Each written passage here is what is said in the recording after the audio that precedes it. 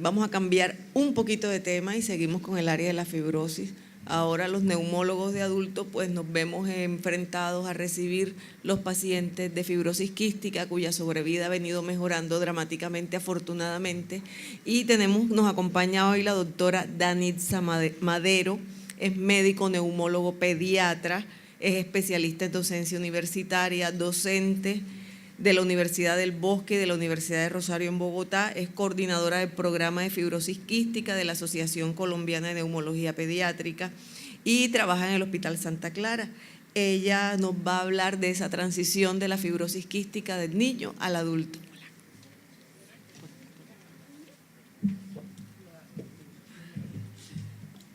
Bueno, buenos días. Muchísimas gracias a José Miguel y al grupo organizador AISA por la invitación. Pero nos cayó como de perlas a los neumólogos pediatras. ¿Cuántos de acá son neumólogos de adultos? Bueno, perfecto. A ustedes va a ir dirigida. ¿Cuántos son médicos generales? Casi todos. Súper. Entonces estamos muy bien porque la charla va a cumplir su objetivo. Nosotros como neumólogos pediatras tenemos un problema y el problema que estamos cursando en la ahorita es que gracias a la muy buena sobrevida que están teniendo los pacientes por un manejo interdisciplinario, esta se volvió una enfermedad que deben emprender a manejar los médicos que manejan adultos. Por lo tanto, una de las razones por las cuales yo estoy aquí y es que pedimos el espacio para poder empezar, ya que hoy teníamos un auditorio bastante nutrido con médicos que manejan los adultos. Entonces quisimos hacer con José Miguel un poquito de sensibilización de ustedes como cuerpo médico de esta patología, que es una patología que ya les va a tocar empezar a enfrentar. La fibrosis quística, entonces, lo que yo voy a tratar de hacer hoy es contarles un poquito de cuáles pacientes van a recibir ustedes que van a manejar pacientes de adultos, cuál es su genotipo y su fenotipo, cómo está cambiando la epidemiología de la fibrosis quística en el mundo, cómo estamos en Colombia y cuáles son las herramientas que creemos y que ya está validado se deben hacer para una adecuada transición de la infancia a la adultez. Para recordar un poquito, la fibrosis quística es una enfermedad genética, por lo tanto, papá y mamá son portadores del mensaje anormal, pero son sanos y tienen un 25% de posibilidades de tener un hijo afectado, un 50% de posibilidades de tener un hijo que es portador también y 25% sano.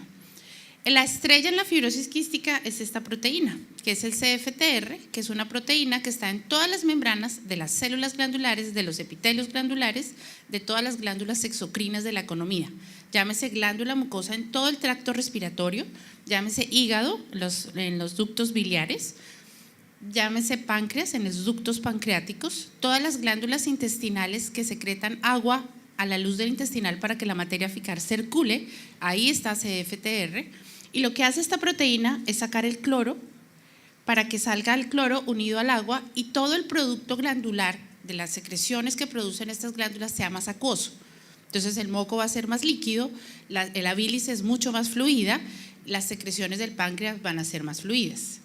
En la enfermedad se han descrito en la actualidad más o menos más de 1900 mutaciones, pero académicamente se están tratando de ubicar en 6 grupos, definiendo cuál es la alteración que se presenta en la enfermedad. Las primeras 3 grupos de mutaciones no existe nada de proteína, quiere decir este personaje no existe, por diferentes mutaciones que se presentan. Y en las últimas, las 4, las 5 y las 6, hay algo de proteína, es funcionante en algunos de los órganos, en otros no, y por eso vemos formas menos severas de la enfermedad. Entonces, como decíamos, las primeras 3 mutaciones producen que no haya proteína, luego la fibrosis quística va a ser de la forma típica que ya les voy a mostrar. Y las últimas 4, 5 y 6 van a ser las formas atípicas de la enfermedad. Como les decía, afecta todas las glándulas exocrinas de la economía. Entonces, a nivel del tracto respiratorio, produce sinusitis crónica y pólipos nasales. A su vez, en el árbol bronquial empieza a afectar porque inflama las paredes de las vías aéreas, se produce una infección crónica por bacterias, de ellas la más importante es la Pseudomonas, y esas bacterias empiezan a dañar el árbol bronquial, sobre todo la pared del bronquio, forman bronquiectasias, tapones de moco, y con el tiempo el pulmón se va dañando tanto que se forman huecos y quistes que pueden dar origen a neumotórax. A nivel gastrointestinal, entonces, la secreción que debería hacer que la materia fecal circule es más espesa y entonces se va a presentar un cuadro de obstrucción intestinal por un meconio espeso en el recién nacido que se llama hilio meconial, pero a lo largo de la vida se pueden producir tapones y bolas de materia fecal que llamarán obstrucción intestinal o que producirán obstrucción intestinal distal o invaginación. A nivel pancreático, entonces en el páncreas, esos líquidos biliares que contienen enzimas pancreáticas para la digestión de nutrientes no van a llegar al intestino. Por lo tanto, el paciente cursa con insuficiencia pancreática exocrina, no absorbe proteínas, no absorbe grasas, va a tener diarrea crónica, heces muy malolientes.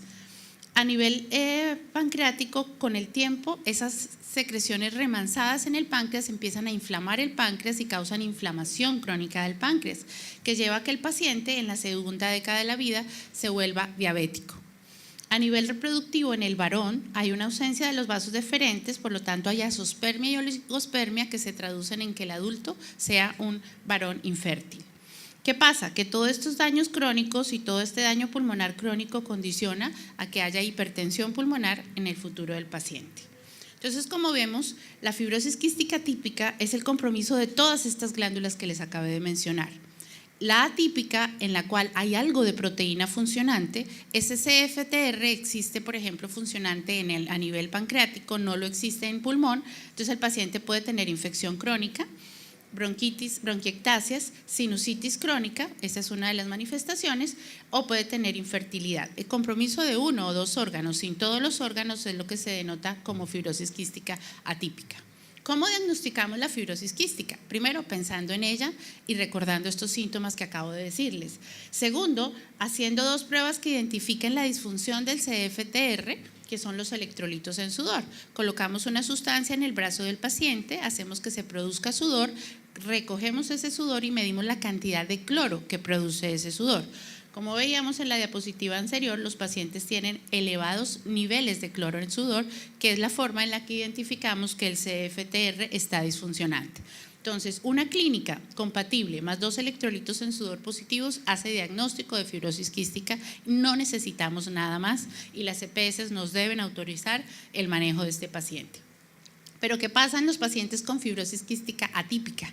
Que son los que tienen compromiso de 1 o 2 órganos y solo las mutaciones 4, 5 y 6. Estos pacientes suelen tener electrolitos en sudor normales o borderline.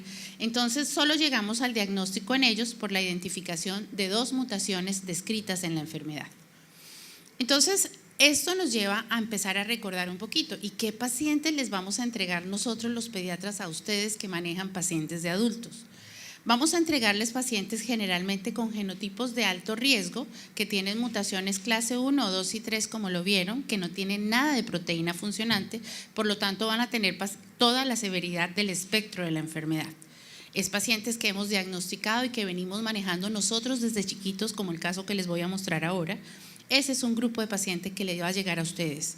El otro grupo de pacientes que les va a llegar a ustedes son los pacientes que ya tienen formas atípicas de la enfermedad, que no han hecho manifestaciones en su infancia ni en su adultez temprana y les llegan a ustedes ya siendo adultos, generalmente de 20 o 30 años, con mutaciones de bajo riesgo que no dan tanta expresión de la enfermedad porque tienen algo de proteína funcionante.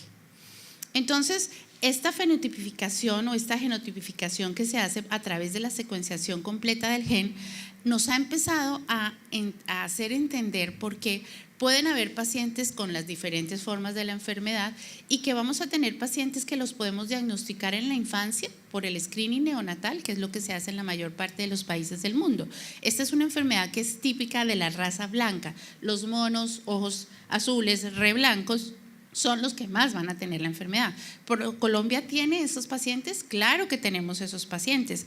En Colombia tenemos una mezcla racial de nuestros aborígenes indígenas con los conquistadores que fueron españoles, franceses e ingleses. Por lo tanto, en ciertas zonas del país donde la raza blanca es más pura, podemos tener fibrosis quística. ¿Qué hemos visto en la epidemiología de nuestro país? Hay fibrosis quística en zonas como, por ejemplo, la zona del Valle de Aburrá, el eje cafetero, donde ustedes han visto que los paisas son muy monos, ¿no? Pues resulta que estas personas tienen más posibilidades de tener fibrosis quística. Acá en la costa nos pasó algo muy llamativo, hicimos una campaña de electrolitos en sudor en Valledupar y salieron 6 pacientes. Es bien llamativo, acuérdense que en Valledupar y toda la zona de la costa atlántica, en Barranquilla, hay muchas personas que vienen descendientes de árabes. Entonces, estamos encontrando más número de pacientes en estas zonas. Esto nos hace entonces que si el niño se manifiesta con una fibrosis quística atípica, lo diagnostiquemos desde pequeño con los electrolitos en sudor y con la clínica. Pero en la adultez solamente lo podemos diagnosticar por sospecha clínica y, como les decía, la identificación de 2 de las mutaciones. Pero vamos a mirar un caso para que ustedes vean cómo se manifiesta la enfermedad. Esta es una paciente que yo conozco desde los 23 meses. Es una niña que nos llegó a la unidad de cuidado intensivo de la clínica del Country porque tenía una bronquiolitis severa. A los 15 meses llegó con una bronquiolitis, pero tenía el antecedente de haber sido prematura. Desde el nacimiento tenía 4 a 5 deposiciones diarias y no tenía una ganancia ponderal adecuada. Al llegar a la clínica tenía 15 meses de edad, se hospitaliza con un cuadro de bronquiolitis, hace una falla respiratoria, le tomamos una secreción traqueal y, oh sorpresa, pseudomona en una niña que venía de la casa. Empezamos a ver que tiene una evolución tórpida, hace falla respiratoria, dura 10 días ventilada, la tenemos que sacar difícilmente, hizo choque séptico y empezamos entonces a mirar en el post-hospitalización de UCI que la chiquita tenía claramente cuadro diarreico y no estaba creciendo bien. Le hicimos unos electrolitos en sudor y efectivamente tenía una fibrosis quística. Al mes de esa primera ventilación la tuvimos que volver a hospitalizar en cuidado intensivo, ya se salvó de la ventilación, pero de ahí en adelante entonces empezamos a definir que ella sí tenía una fibrosis quística con compromiso pulmonar y pancreático, que tenía una hipertensión pulmonar en ese momento moderada por los antecedentes de la falla respiratoria que había tenido, estaba con una desnutrición crónica a la edad de 15 meses, tenía un retardo psicomotor leve y empezamos el tratamiento. Como ya tenía pseudomona, pues dijimos, está desnutrida, tenemos que ser agresivos. Esta niña tenía un peso muy importantemente bajo y fuimos agresivos, hicimos un comité técnico científico en el hospital e iniciamos tobramicina para manejo de erradicación primaria en esta paciente. Lo logramos gracias a la justificación porque a ese momento, que esto era 2004, no teníamos aprobado el uso de tobramicina inhalada para pacientes menores de 5 años, no estaba aprobado y lo logramos colocar gracias al comité técnico científico. Estas son las placas de María José cuando ingresa a la unidad de cuidado intensivo en su segunda exacerbación. Este es el TAC de tórax, donde vemos que tiene bronquiectasias cilíndricas en este momento. María José al año de edad empieza desde los 17 meses con este peso, que ustedes ven que está menor a 2 desviaciones estándar, tenía una desnutrición importante. Empezamos una intervención nutricional agresiva con suplementos nutricionales, adecuando la dieta de esta chiquita y logramos que en este momento María José tenga unas desviaciones muy buenas. ¿Qué pasó? Se colonizó muy chiquito de pseudomona y entonces, ¿qué hicimos? Desde el 2004 al 2006 tuvo colonizaciones intermitentes que las manejamos con antibiótico endovenoso cuando estaba exacerbada, con antibiótico inhalado por 3 meses y nos apareció un personaje que es Alacromobacter siloxodans en los primeros años de vida de María José. Luego, María José más o menos en el 2010 hace una deterioro clínico importante, está exacerbada y documentamos en el cultivo de esputo Aspergillus, le hicimos IgE específica y se le diagnosticó aspergilosis broncopulmonar alérgica. Estuvo 6 meses con itraconazol y estuvo con esteroide oral hasta que logramos bajar los niveles de IgE específica para Aspergillus. ¿Qué pasó después con María José? Empezó a seguir haciendo colonizaciones, pero ya veíamos que era difícil erradicarle la pseudomona, lo que no nos había ocurrido en los primeros 5 años, y empezó a hacer colonización crónica por pseudomona. ¿Qué pasó? que empezamos a buscar, pero ¿por qué le tratamos y no mejora? Pues definitivamente la razón es porque no habíamos caído en cuenta que en los senos paranasales, teniendo ella una sinusitis crónica y pólipos nasales, había la pseudomona también, en una punción se la encontramos y eso nos favoreció la colonización crónica que vimos con el tiempo en María José. Luego ella hace colonización crónica entonces en senos paranasales y pulmón y empezamos una terapia de erradicación crónica para colonización, que es con antibiótico inhalado permanente. Este es el tratamiento de María José. Vitaminas liposolubles para reforzarle, porque estas vitaminas necesitan enzimas pancreáticas, entonces damos siempre vitaminas liposolubles, les damos las enzimas pancreáticas para ayudarle a nutrirla, suplementos nutricionales que logramos con eso una desviación cero en la actualidad, Dornasa alfa para licuar el moco y hacer que el moco salga de las vías aéreas, terapia respiratoria diaria, a estos niños todos los días se les hace terapia y los adultos deben hacer terapia 2 veces diarias, manejo de la sinusitis crónica, solución salina hipertónica para sacar agua hacia la luz bronquial y hacer que el moco sea más fluido. Y una vez detectamos colonización crónica por pseudomonas, ella empezó tratamiento con acitromicina 3 veces a la semana. Entonces, como ven, este es el panorama de un paciente que les va a llegar a ustedes. ¿Qué pasó con María José a lo largo del tiempo? Desde el punto de vista gastrointestinal, hacia más o menos los 7 años de edad, hizo una complicación gastrointestinal que hacen los niños de fibrosis quística, por lo que yo les decía, no hay cantidad de agua buena que vehiculice la materia fecal, pues ella formó un tapón de materia fecal que se volvuló, hizo un cuadro de obstrucción intestinal y requirió cirugía. Desde el punto de vista endocrino, empezamos a monitorizarle a los 9 años, como debe hacerse, con curva de tolerancia a la glucosa para definir si estaba haciendo ya trastorno de metabolismo de glucosa y diabetes por acción del páncreas endocrino, que encontramos inicialmente hacia hipoglicemias, en la segunda o tercera muestra hacia hipoglicemias francas, no nos definía todavía diabetes.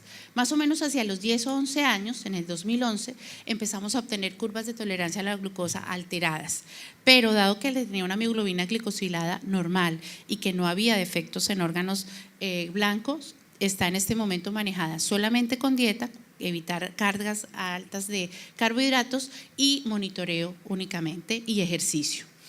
Desde el 2014 les mostré lo que aparecía, empezó a aparecer colonización crónica de pseudomona, entonces empezamos a ser agresivos para tratar de, ya no pudimos erradicar la pseudomona con María José, ¿qué teníamos que hacer? Bajar la cantidad de bacterias para evitar exacerbaciones, entonces empezamos antibiótico inhalado, un mes tobramicina en nariz, un mes colistina inhalada y un mes tobramicina inhalada en pulmón con Toby Podhailer. Y así está María José hasta la actualidad, hasta que hace 6 meses el Ministerio de Salud decidió que la colistina le bajaba de precio, no volvieron a importarla y en este momento nos tocó volver a hacer lo que hacíamos hace 10 años, era dar un mes de tobramicina sí y un mes de tobramicina no. Ahorita nos salió en el país, gracias a Dios llegó Caiston, que es Astrionam, y es probable que colonización crónica la vayamos a manejar ahora tobramicina, Astrionam, tobramicina, para poder seguir manejándole la colonización crónica que tiene María José. ¿Qué pasó con María José? Pues todos los pacientes están con una expectativa enorme gracias al avance que ha habido en la enfermedad y que ya se están aprobados por la FDA 3 medicamentos mutación específica. Cuando le hicimos en el 2015 la secuenciación completa a María José en Bogotá se hace, hay 5 laboratorios de genética que la hacen, encontramos que María José era portadora de una mutación que sale con candidata para ser manejada con Ivacaftor, que es Calideco, que es un medicamento aprobado. En el 2016, el 1 de octubre, le iniciamos el Calideco a María José y habíamos visto que del 2014 al 2015 se estaba hospitalizando, después de que empezamos a verle colonización crónica, empezamos a ver un deterioro de peso en María José y encontramos entonces que había una indicación clara y podíamos lograr algo con el Calideco. Entonces, después de iniciar el Calideco, ¿qué hemos obtenido? Una mejoría en la función pulmonar porque se había deteriorado, encontramos una buena ganancia de peso y talla y no tiene efectos secundarios. Esta adelante es la curva de peso de María José, como ustedes ven, de los 5 años en adelante, después de lograr que casi llegara a desviación cero, empezamos a ver esta bajada de peso cuando empezó a hacer colonización crónica y luego logramos una vez se inicia el ivacaftor, que ella en este momento tenga unas desviaciones estándar de peso y tallas adecuadas, tenga una función pulmonar normal. Aquí es el ejemplo de una paciente que les llega a ustedes después de nosotros haberla manejado, después de ya tener un trastorno del metabolismo de carbohidratos, tener una colonización crónica por pseudomonas, estar con una función pulmonar y estar con un tratamiento de mutación específica. Pero esa no es el porcentaje más importante de pacientes que les pueden llegar a ustedes. La mayor parte de nuestros pacientes no tienen todavía tratamiento de mutación específica. Ella es una de las pocas que ha sido beneficiada en que se le ha podido dar. Pero ¿qué es lo bueno? Nosotros podemos lograr con procesos administrativos adecuados que los pacientes reciban tratamiento de mutación específica acá en Colombia. Estamos tratando de hacer gestiones en la Sociedad de Neumología Pediátrica para que el proceso de formulación de esto sea totalmente autorizado, sea con la mejor forma posible, para también ahorrarle plata al sistema y sea muy bien indicado. El otro tipo de pacientes que les puede llegar es el que se manifiesta en la adultez. ¿Cómo se manifiesta la fibrosis quística en la adultez? Con síntomas pulmonares, ¿sí?, que van a ser bronquiectasias difusas, infección crónica de las vías aéreas. Entonces, el diagnóstico de fibrosis quística en el adulto ocurre cuando se evalúa a un paciente adulto que tenga tos crónica, bronquitis crónica y neumonía. Pero hay una cosa clave para pensar en fibrosis quística: presencia de bronquiectasias difusas.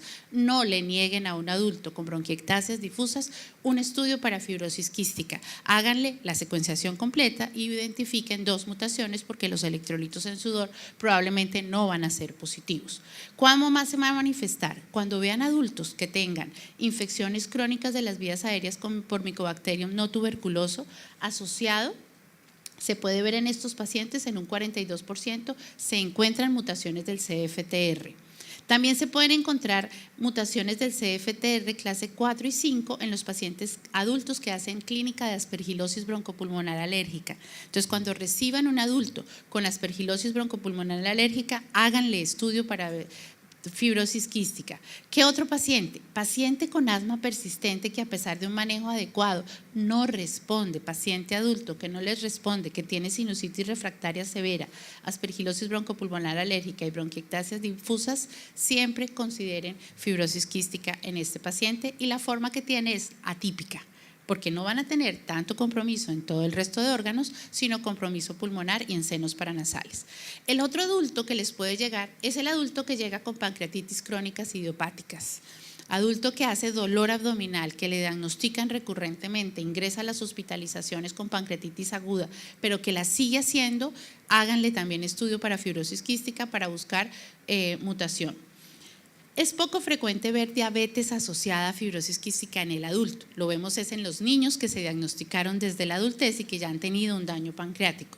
Cirrosis hepática tampoco es una presentación frecuente en la adultez. El otro es las sinusitis crónicas. Todo adulto que vean que tiene pólipos nasales debe investigársele fibrosis quística. Y obviamente los estudios de infertilidad por la zoospermia o oligospermia, por la ausencia congénita de los conductos deferentes en el varón. ¿Cómo lo vamos a diagnosticar? Con los electrolitos en sudor es poco probable porque nos van a salir normales, pero existe entonces posibilidad de el estudio genético, la secuenciación completa del gen, que la hacemos acá en Colombia. Es una muestra en tubo tapa lila con EDTA, se toma en la sangre y se manda a los laboratorios que la procesan. ¿Qué se ha encontrado? Que la población adulta con fibrosis quística en un 31% tiene mutaciones solamente clase 1 a 3.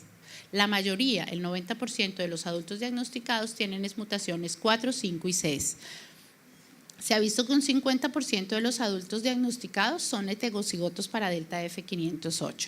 Entonces, ¿qué es lo que estamos viendo? Que el pronóstico de vida de la enfermedad ha sido muy bueno desde el punto de vista de que en 1940 se nos morían los pacientes a los 5 años, en el año 2000 se nos morían a los 33 años y en la actualidad podemos cantar gloria diciendo que tenemos pacientes con fibrosis quística que se pueden morir de otra cosa diferente a la enfermedad, y que el promedio de vida en países donde se tiene manejo muy adecuado con centros especializados puede ser hasta la quinta década de la vida, es la actualidad.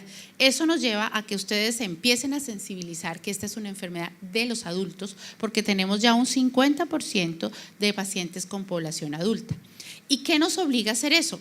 un muy importante proceso de transición, de que nosotros como pediatras hagamos un empalme con ustedes como neumólogos de adultos, porque existe claramente el reporte de que en Estados Unidos y Canadá la mitad de pacientes con fibrosis quística son mayores de 18 años. Esta es la estadística de fuera del país, que hay muchos equipos médicos que no tienen determinada edad para la transición y no existe un proceso único estandarizado. Entonces acá en Colombia tenemos que empezar a hacer ese proceso, y el proceso solo empezamos a hacer con que ustedes empiecen a pensar en la enfermedad, empiecen a apasionarse por el manejo de la enfermedad.